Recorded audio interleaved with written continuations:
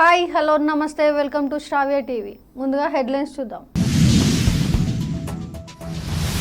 ఈ నెల 14న emergency trailer. Modiji మా దేశానికి రండి, నేపాల్ సీఎం. స్మితా సబర్వాల్ వ్యాఖ్యలపై హైకోర్టులో పిటిషన్. కవితకు మరో బిగ్ షాక్, ఈడీ సిబిఐలకు సుప్రీంకోర్టు నోటీసులు.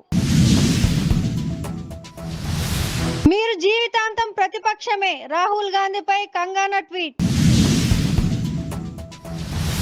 భారీ వర్షంలో నడుస్తూ వెళ్లి రైతులతో ముచ్చటించిన ప్రధాని మోడీ. అన్న క్యాంటీన్లకు ముహూర్తం ఖరారు. ఆటో డ్రైవర్లు ట్రాఫిక్ నియమాలు పాటించండి, ఆటో డ్రైవర్ల అవగాహన సదస్సులో సిఐ యుగంధర్. పులివెందులలో స్వాతంత్ర దినోత్సవాన్ని ఆగస్టు 15 సందర్భంగా 1000 అడుగుల జాతీయ జెండా.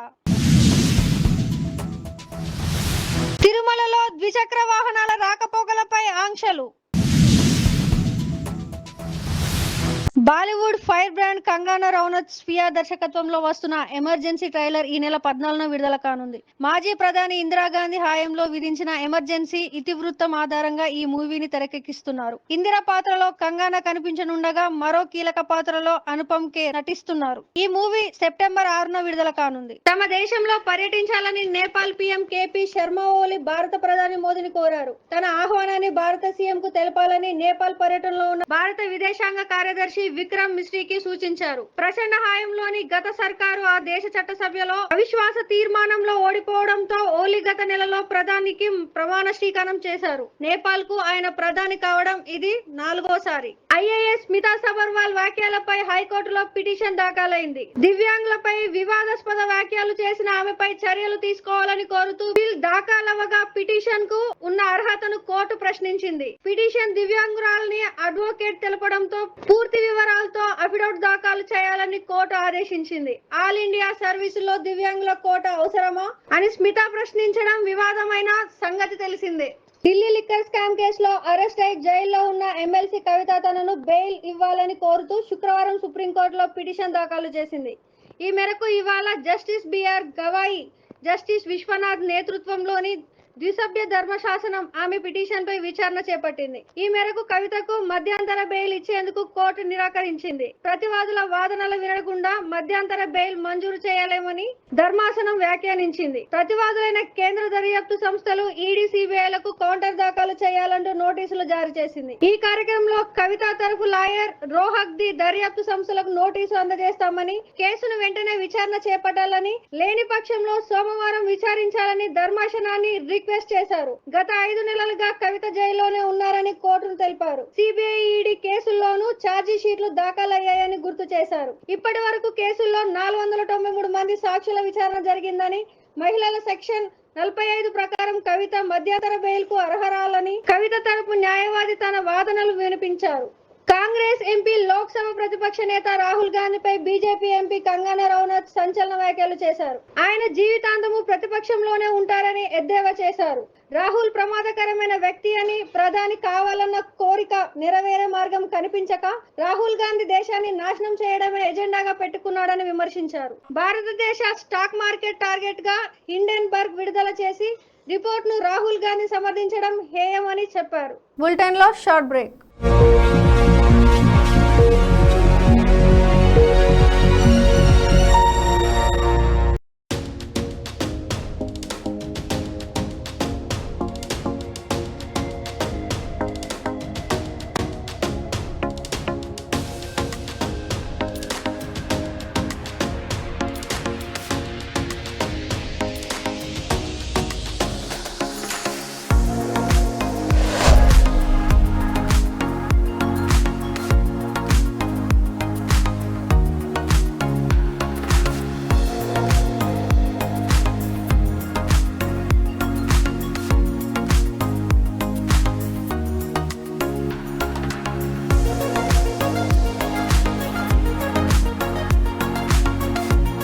Welcome to Ramesh Dental Care. This is Dr. Ramesh, MDS, Conservative Dentist and Endodontist.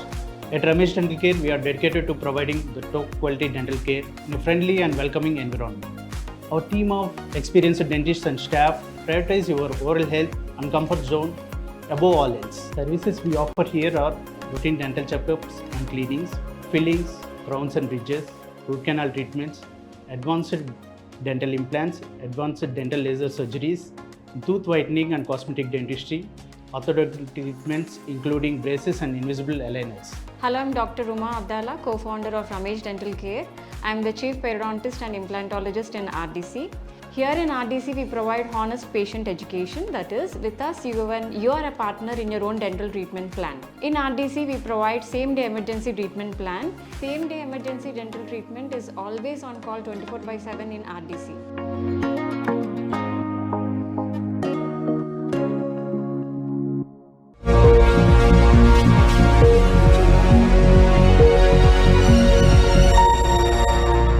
Welcome back. అన్నదాతల ఆదాయాన్ని రెట్టింపు చేయడమే తమ ముందున్న లక్ష్యమని ప్రధానమంత్రి నరేంద్ర మోదీ అన్నారు. ఢిల్లీలోని Indian counselling of agriculture research అని ట్యూట్ కి వెళ్లిన మోదీ ఈ వ్యాఖ్యలను చేశారు. వ్యవసాయానికి సంబంధించిన పరిశోధనలు, ఆవిష్కరణలపై దృష్టి సారించాలని తెలిపారు. అన్నదాతలకు ఎక్కువ లాభాన్ని సమకూర్చే 109 రకాల నూతన వంగడాలను ఆదివారం మోదీ విడుదల చేశారు. ఈ సందర్భంగా మోదీ రైతుల, వ్యవసాయ శాస్త్రవేత్తలతో భేటీ అయ్యారు. వ్యవసాయంలో రైతుల ఆదాయ ఉత్పాదకతను పెంచడమే లక్ష్యంగా ఈ నూతన వంగడ విత్తనాలను విడుదల చేసినట్లు తెలిపారు. లాల్ బహదూర్ శాస్త్రి నినాదం జై జవాన్ జై కిసాన్ తో పాటు వాజ్పేయి నినాదమైన జై విజ్ఞాన్ ను కూడా ఆయన గుర్తు చేశారు. రీసెర్చ్ ఇన్నోవేషనల్ కు ఎక్కువ ప్రాధాన్యతనిస్తూ ఈ విధానాలకు అదనంగా జై అనుసంధాన్ ను కూడా జోడించాలని సూచించారు. అయితే ప్రధాని మోదీ అక్కడ రైతులతో ముచ్చటించే క్రమంలో ఒక ఆసక్తికర సంఘటన జరిగింది.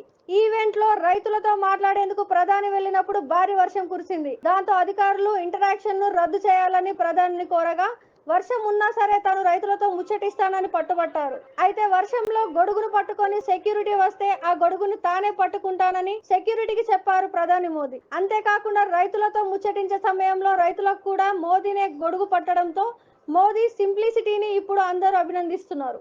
ఈ నెల 15వ తేదీనే అన్న క్యాంటీన్లను ప్రారంభించేందుకు ప్రభుత్వం నిర్ణయించింది. ఆ రోజు కృష్ణా జిల్లా ఉయ్యూరులో సాయంత్రం 6:30 అన్న క్యాంటీన్ ను సీఎం చంద్రబాబు ప్రారంభించారు. తర్వాత రోజు ఆగస్టు 16వ తేదీన మిగిలిన 99 క్యాంటీన్లను మంత్రులు, ఎమ్మెల్యేలు ప్రారంభించనున్నారు. అన్న క్యాంటీన్ల ప్రారంభం వాయిదా పడుతుందని తొలుత వార్తలు వచ్చాయి. కానీ అనుకున్న సమయానికి వాటిని ప్రారంభించాలని ప్రభుత్వం యోచిస్తోంది.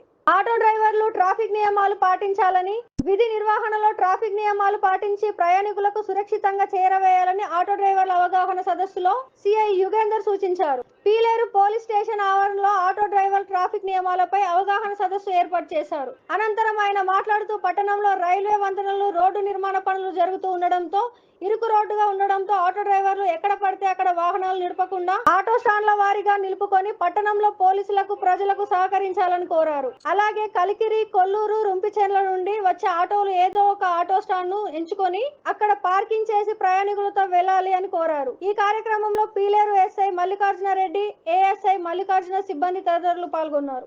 కడప జిల్లా పులివెందులలో ఆగస్టు 15 స్వాతంత్ర దినోత్సవాన్ని పురస్కరించుకొని సోమవారం 1000 అడుగుల జాతీయ జెండాతో భారీ ర్యాలీ నిర్వహించారు. కూటమి నేతల ఆధ్వర్యంలో పెద్ద ఎత్తున విద్యార్థులను భాగస్వామ్యం చేసి ఈ ర్యాలీని చేపట్టారు. పులివెందులలోని కడప రోడ్డుల్లో గల నర్సారెడ్డి పెట్రోల్ బంక్ నుంచి వైఎస్ఆర్ కూడలి వెంకటేశ్వర స్వామి ఆలయం మీదుగా ఈ ర్యాలీ కొనసాగింది. తిరుమలలో భక్తుల భద్రత దృష్ట్యా ద్విచక్ర వాహనాల రాకపోకలపై టీటీడీ ఆంక్షలు విధించింది. ఉదయం 6 గంటల నుంచి రాత్రి 9 గంటల వరకు మాత్రమే 2 ఘాట్ రోడ్లలో ద్విచక్ర వాహనాలను అనుమతిస్తామని తెలిపింది. ఇవాల్టి నుంచి సెప్టెంబర్ 30 వరకు ఈ ఆంక్షలు అమల్లో ఉంటాయని చెప్పింది. ఈ 2 నెలల్లో వన్యప్రాణుల సంతానోత్పత్తి ఎక్కువగా ఉంటుందని, భక్తులతో పాటు వన్యప్రాణుల ప్రయోజనాల దృష్ట్యా ఈ నిర్మాణం తీసుకొస్తున్నట్టు టీడీపీ తెలిపింది. ఇవి ఇప్పటి వరకున్న updates. Keep watching news watch. ఈ నెల 14న ఎమర్జెన్సీ ట్రైలర్. మోదీజీ మా దేశానికి రండి, నేపాల్ సీఎం. స్మితా సబర్వాల్ వ్యాఖ్యలపై హైకోర్టులో పిటిషన్. కవితకు మరో బిగ్ షాక్, ఈడీ, సిబిఐలకు సుప్రీంకోర్టు నోటీసులు.